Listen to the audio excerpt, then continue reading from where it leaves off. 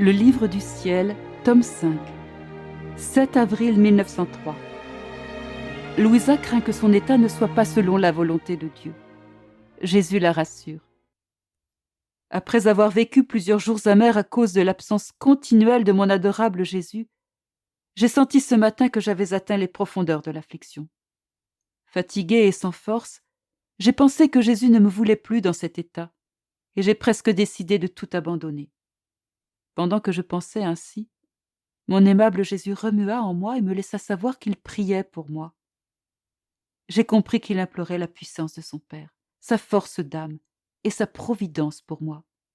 Puis il dit : « Ne vois-tu pas, ô Père, comme elle a grand besoin d'aide, et comment, après tant de grâce, elle veut devenir une pécheresse et quitter ta volonté ?» Je ne peux exprimer comment mon cœur se brisa en entendant ces paroles de Jésus. Il sortit de moi, et après m'être assuré qu'il s'agissait bien de mon Jésus béni, je lui ai dit : « Seigneur, est-ce ta volonté que je demeure dans cet état en tant qu'âme victime ?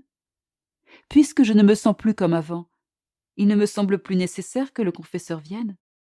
Ainsi, au moins, je lui épargnerai ce sacrifice. » Jésus reprit : « Pour le moment, ce n'est pas ma volonté que tu quittes cet état.